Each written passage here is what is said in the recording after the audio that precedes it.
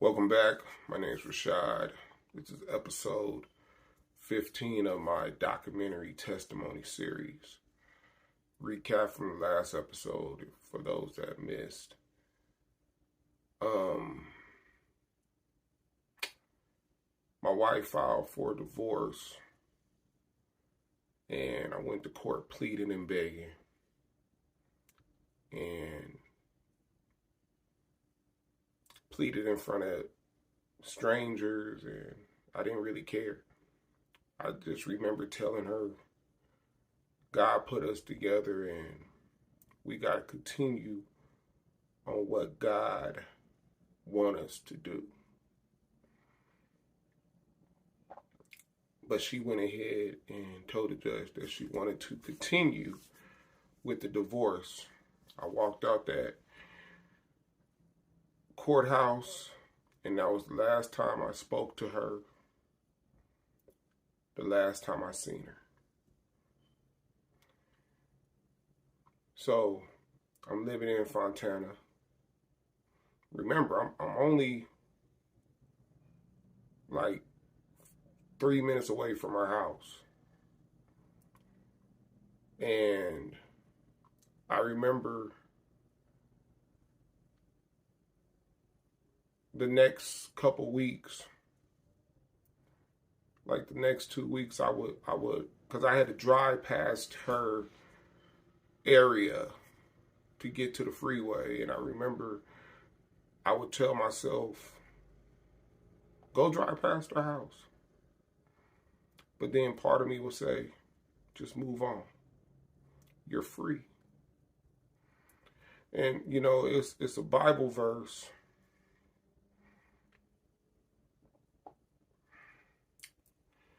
It's a Bible verse that I didn't understand, but it made all the sense in the world.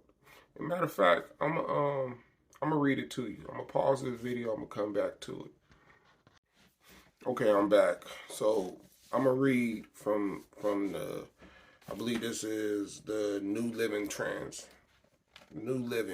Translation. Okay, 1 Corinthians 7. Verse number 10. Now this talks about marriage. Okay, so when my wife divorced me, now I didn't agree to the divorce.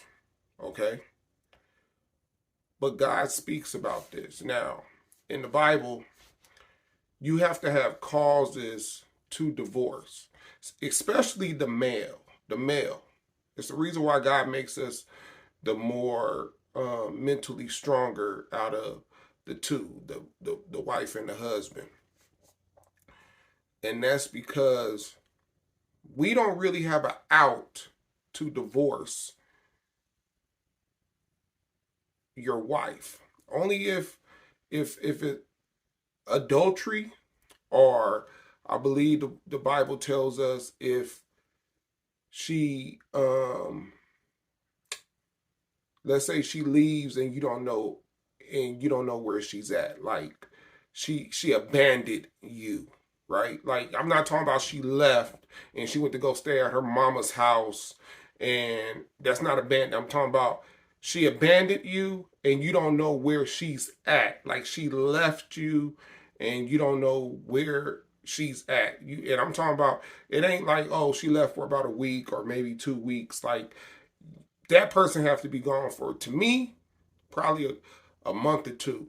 And you done attempted to look for her, to try to find her, to reach out to her, and you cannot find her no more.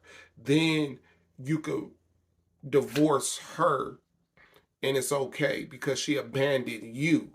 Okay? Or if she committed adultery. But even if she committed adultery, you have the means to leave, or you could work it out with your wife. You could forgive her. You see what I'm saying? It don't say if she commits adultery, divorce her and don't forgive her. No, you can forgive her. Not even if it's abuse. It don't tell you in the Bible And, a lot of men would say and women would say, well, I was in an abusive relationship. Now, that don't mean divorce. You can move yourself from the situation and try to work it out and keep a distance and try to use God's word to work out y'all differences, because that abuse is not coming from that person. It's coming from the enemy. The enemy is abusing you. Like, I'm going through the abuse. Okay? I done went through abuse with my past wife and with my previous wife. But I never looked at it like, because since I know who I'm fighting against, I didn't look at it like, okay, she put her hands on me so I could go ahead and divorce her because I'm tired of being in this marriage anyway. Nah, that's not how it works. But let me go ahead and read this. My phone my phone is showing that it's that I don't have no space. But let me go ahead and put this charge in it. So give me 1 second. Okay, so 1 Corinthians 7 verse 10, and it states, to the married I give this command. This is Paul, right? Not I, but the Lord. A wife must not separate from her husband, but if she does, she must remain unmarried, or else be reconciled to her husband. And a husband must not divorce his wife. To the rest I say this, I, not the Lord, if any brother has a wife who is not a believer, and she is willing to live with him, he must not divorce her. And if a woman has a husband who is not a believer, and he is willing to live with her, she must not divorce him. For the unbelieving husband has been sanctified through his wife, and the unbelieving wife has been sanctified through her believing husband. Otherwise, your children would be unclean, but as it is, they are holy. So, if you're the believer, since I'm the believer, I can't leave my wife. She's free to leave me because she's the unbeliever, right? Like I said, I pleaded to my ex-wife and said, God, we need to continue what God had planned for us. That means I'm believing. She did not believe that, so she was the unbeliever. Okay, let me go ahead and continue. This is verse 15. But if the unbeliever leaves, let it be so. The brother or the sister is not bound in such circumstances. God has called us to live in peace. How do you know, wife, whether you will save your husband? Or how do you know, husband, whether you will save your wife? Nevertheless, each person should live as a believer in whatever situation the Lord has assigned to them, just as God has called them. This is the rule I lay down in all the churches. Was a man already circumcised when he was called? He should not become uncircumcised. When a man is uncircumcised when he was called, he should not be circumcised. Circumcision is nothing and uncircumcision is nothing. Keep God's commands is what counts. Each person should remain in the situation they were in when God called them. Were you a slave when you was called? Don't let it trouble you. Although if you can gain from freedom, do so. For one who was a slave when called to faith In the Lord is the Lord's freed person. Similarity, the one who was free when called is Christ's slave. You were bought at a high price. Do not become slaves of human beings. Brothers and sisters, each person is responsible to God, should remain in the situation they were when God called them. Since my wife divorced me and I was the believer,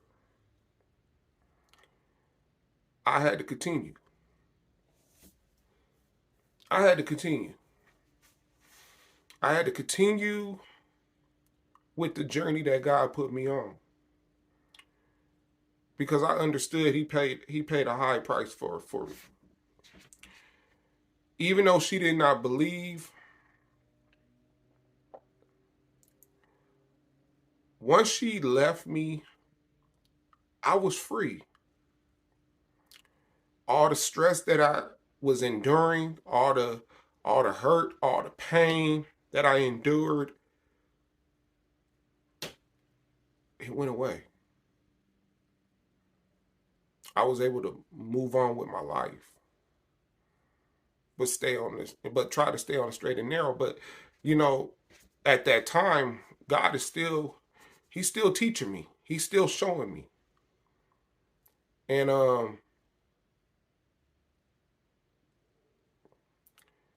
I remember telling myself,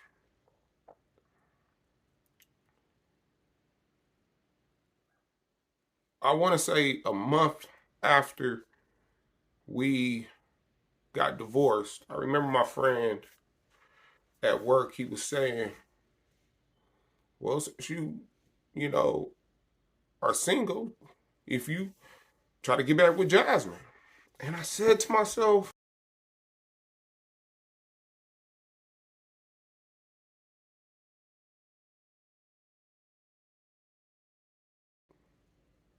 I'm not the same person that I was when I was with her. I know I could be with her and be faithful to her and attempt to live this godly life with her. So, that was the wrong move. I went over to Jasmine's house. Now, you gotta remember, my wife divorced me. She didn't call me, she didn't text me, she didn't do anything. And I went over to Jasmine's house and I pleaded with her to, let's try to make this work. Was it the right move? No, it was not the right move. She put me out there like I was crazy, try to film me while I'm pleading to her, opening it up to her, show it on Facebook, and try to embarrass me. And whatever the enemy was feeding in my ex-wife's head, it made her feel like she was validated. You know, so if I could go back in time and redo that, I'll just leave. I'll leave my wife alone. I'll leave Jasmine alone, and I'll just keep it pushing. But from that day forward, I never reached out to Jasmine. Never reached out to her. Never called her. Never went. Drove past her house. Same thing with my ex-wife. Never called her. Never. And it's not because I didn't want to call her. I just let her be. I still had this protective order to uh, be away from her. So, it was like, well, after the divorce, a month after that, the protected order would be off. But I just never reached out or anything. Of course I was blocked. I ain't gonna lie, I probably tried to um, see what she's doing in life, check her page. But she had me blocked, you know. Then I'll create a second page. But she had me blocked before we was even before we was even divorced. You know, that's the strategy that the enemy would do with me. He'll try to just block me from seeing anything and having contact. But I just remember after that incident with Jasmine, I told myself, you need 90 days. You need 90 days to cleanse yourself. That means no entertaining females, no dating, no sex.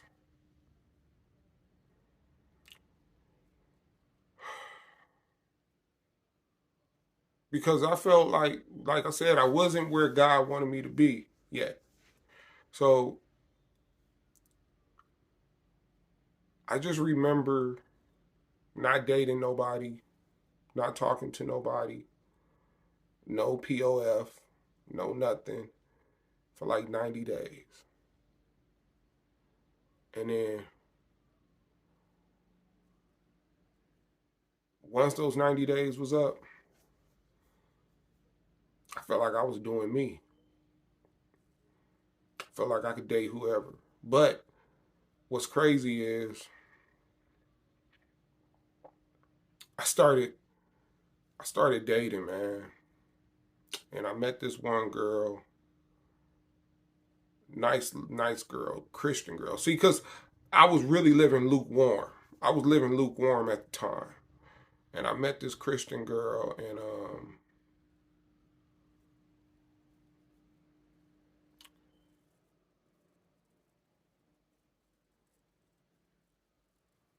we was dating, and she would drive out to visit me, and I'll go visit her, and we'll do little park dates and everything. And she wasn't having sex, and at the time I wasn't. But my flesh still had control. And I remember I peer pressured her. I kind of forced her into having sex with me. And when I look back on it, I was wrong for doing that because this girl was really chasing God. And even though I felt like I was too, she was further ahead. And, I didn't force her. Like, not when I say force, I'm not saying force like rape. I'm saying like I just pressured her to having sex with me. Even though it was something that she didn't want to do, but she was still weak in her flesh also. And she just gave in. And I just remember thinking to myself, like, I was wrong for doing that. I was wrong for doing it. And I think we stopped talking afterwards. And but I was still doing me. I was still doing me. I was dating different females because I really wanted to have a wife. I really wanted to have a wife, but I wanted to do things different, right? But I'm going too far ahead. So I dated that girl, dated another girl, didn't have sex with that one.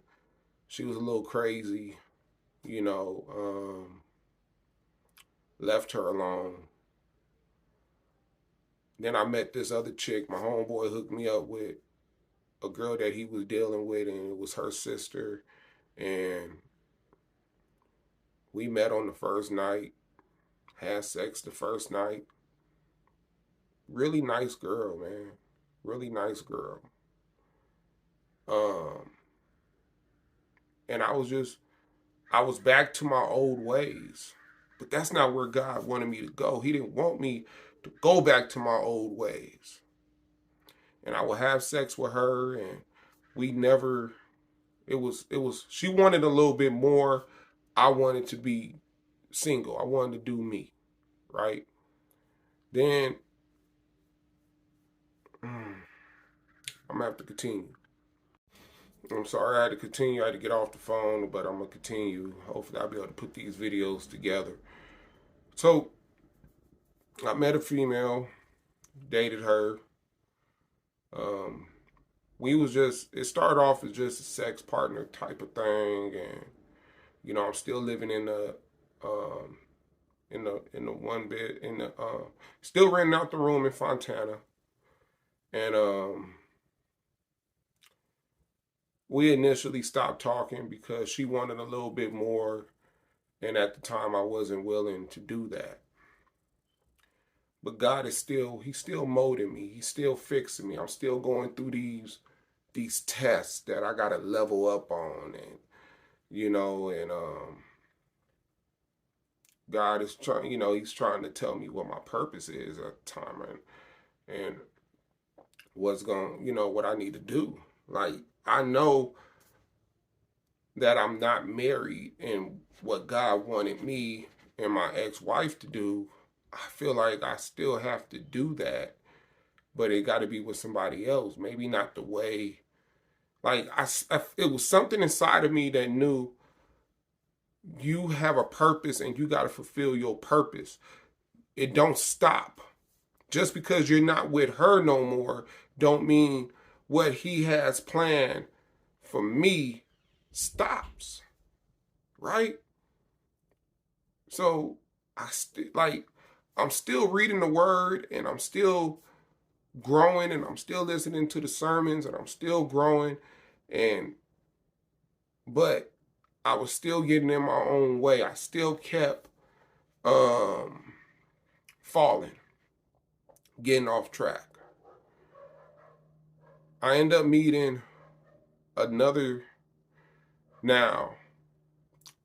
Before I met her, I'm on POF, and I'm talking to this one girl, and she's telling me, you know, she got kids, and I fell for the okie doke pretty much, which, she's telling me how she's asking me, like, I just started talking to her, and she's like, look, I don't normally do this, and can you loan me $50, and I'll give it back to you by tonight when my check hits, right? And everything sounded right, right? She said she don't have no money to feed her family, but this is the only $50 that I had. This is the only $50 that I had until I got paid for next week, and half of that was supposed to be food, and the other half was supposed to be for gas. I got my youngest son living with me, right? You know, and I'm thinking to myself, like, I'm gonna go ahead and help her, right? I'm not doing it to try to get some butt. I'm trying to help her, because she reached out and her story made sense. So I drive all the way from Fontana to Ontario, and I drop the money off to her. Story, I get out the car, I go to the door, I see her young kids there, whatever, whatever. She thanks me, blah, blah, blah. And she's like, don't worry about it. You'll get your money tonight when you get off of work. Just come back and I will give you your money back. And I'm like, okay, cool. So I don't know if it was that night or it was that Friday or it was something. It was supposed to be the next day. So the next day come, because she was saying how her check got to get mailed. Her check got to get mailed to the house. And it should be in the mail tomorrow, but she needed that money that day for whatever reason, right? So I'm believing the whole story. I'm calling her. I'm calling her and I'm calling her. She ain't answering the phone.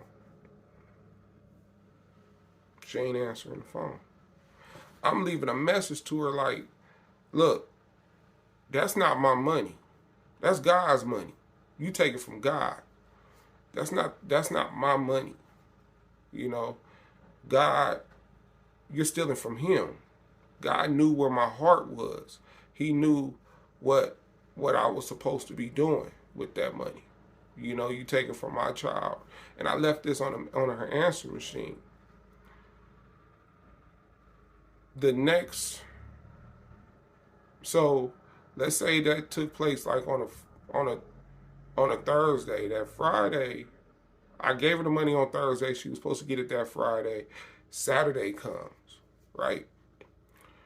We supposed to be now, you know, my sisters, my two sisters, my sister's husband, and one of her friends. I guess they needed a extra person to audition for the Family Feud, right?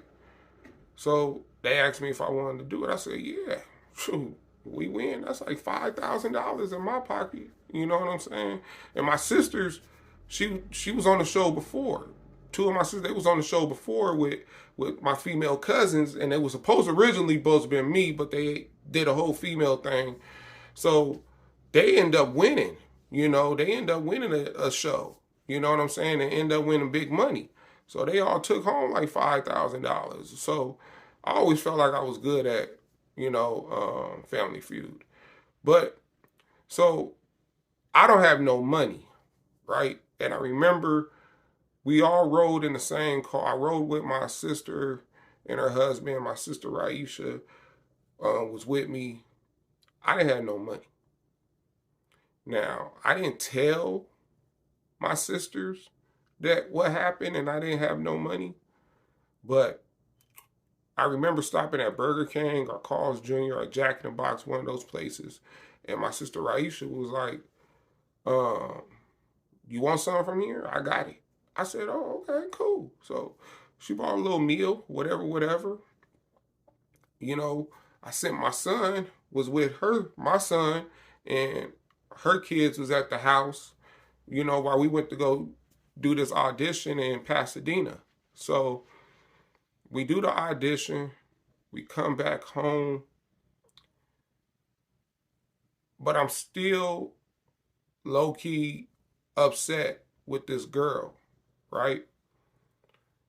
You know, she took my money that I needed, you know? And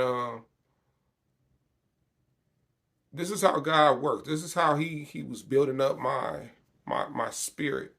He was building up my faith. Let me say my faith. So we do the audition. We come back to the house. We're at the apartments. My son gets in the car. And, you know, we say bye. My sister, Raisha, that lives in this complex. And I remember I'm driving off. And I hear my name called. And I look in the rear view, it's my sister. Right? Now, I did not tell my sister I did not have no money. She just offered to pay for the food. No problem. Right? She know I work, so it ain't like she didn't think I was broke or anything. You know, family does that. Oh, I got you. Don't even worry about it. You know, people do that with friends. You go on a you know, go get some lunch. I got you. Don't even worry about it. So I put the car in reverse. So I'm driving back. She come up to the window. Like I was literally like 30 yards away from her. Right? It was not like I was 10, 15 feet. I was literally 30, 40 yards away, about to turn out of the driveway and get to the street. And when I heard her call me, I looked. She's waving me. I back up. Boom, I back up. She comes to the window. She gives me her EBT card. She says, take $50 from it. She says, take $50 from her EBT card.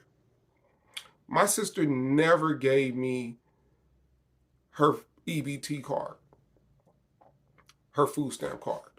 She never, not one time my whole life, if she had food stamps, she never gave it to me. I didn't ask. I didn't make it seem like we was broke. We was poor. We didn't have no money, no food.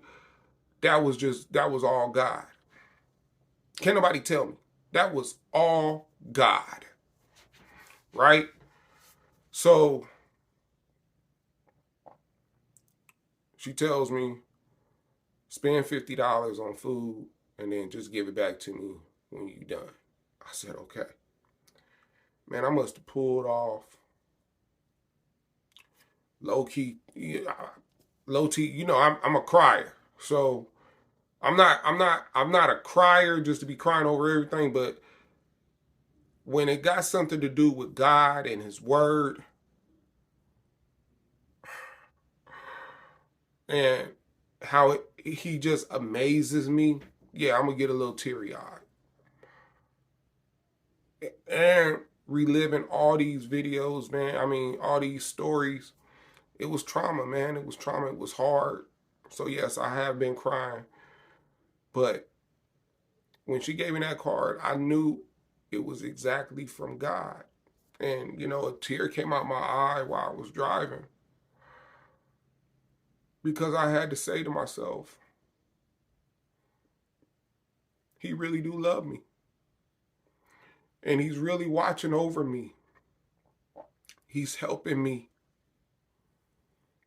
Because He knew where my heart was when I gave that money to that girl. I didn't give it to her in the intentions like, if I give her this money, eventually she gonna give me some. And no, I did it because she, you know, I believed her story, and she had young kids. And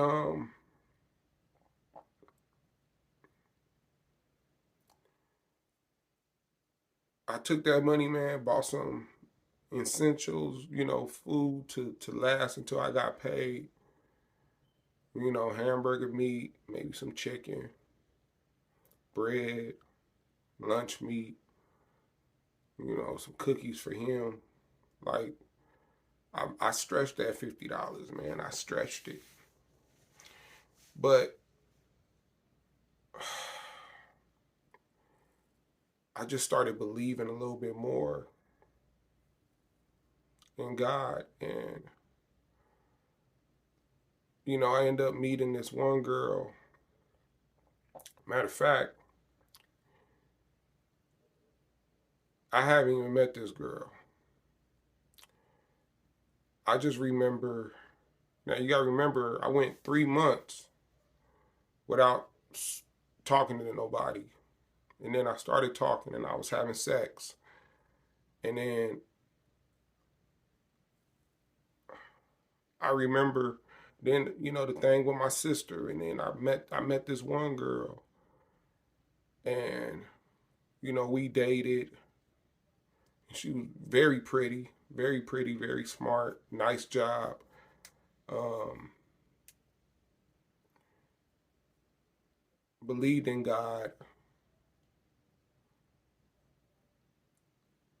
And I just remember one day I was in the shower.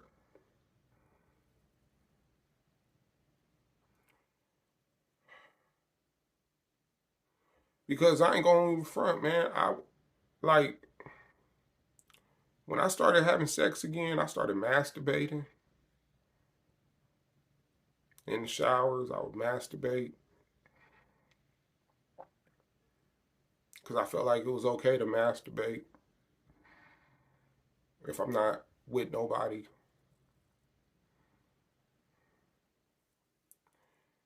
But I remember it all hit me. I was in the shower one day, and God was like, Rashad, you're doing it all wrong.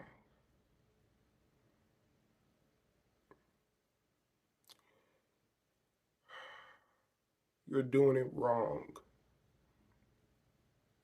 You're living for this world. You're living for yourself.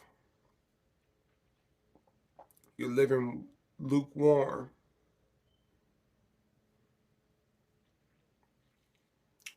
And I just remember crying out to God.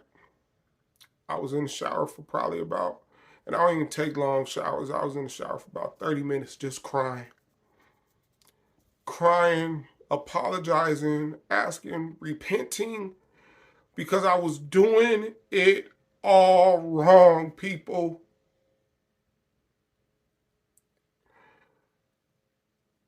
I was doing it all wrong. I was having sex. I was living in this world. Even though I'm reading the word and I'm listening to these videos, something hit me that made me repent and say, Rashad, you're doing it all wrong. And it's like I had to repent to get my life back to Jesus and do it the right way. No more living in this world. No more. I started doing what the word of God was telling me to do. Like, I was no more having sex. No more. Because God said, look, if you want a wife, you can't have sex. You can't masturbate. You can't have sex. You you gotta you have to let some people go. You can't do what you've been doing. You can't be in these lounges and clubs and living the way you've been living.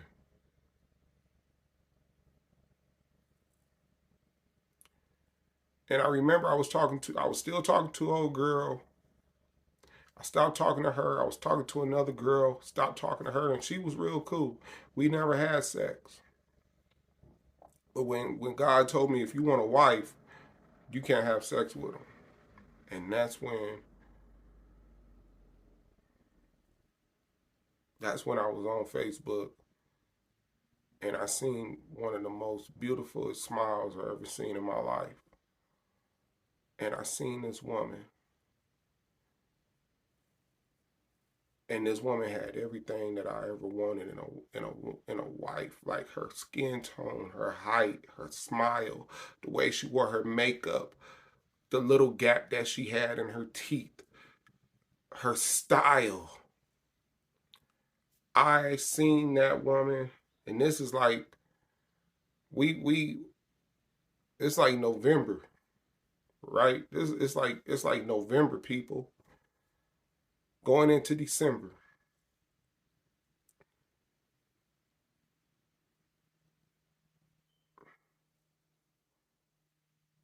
And I said that's a wife.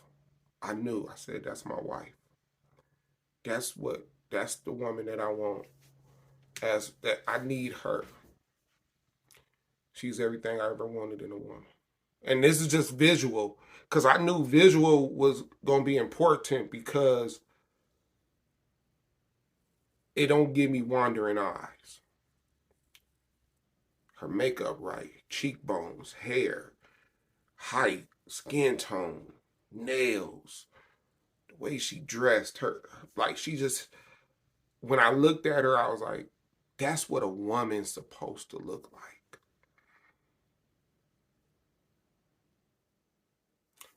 I'm gonna end the video. Matter of fact, nah, I ain't gonna end it.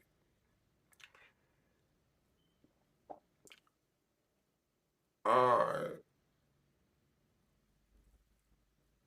I just remember messaging her and telling her we are gonna be together, and we said.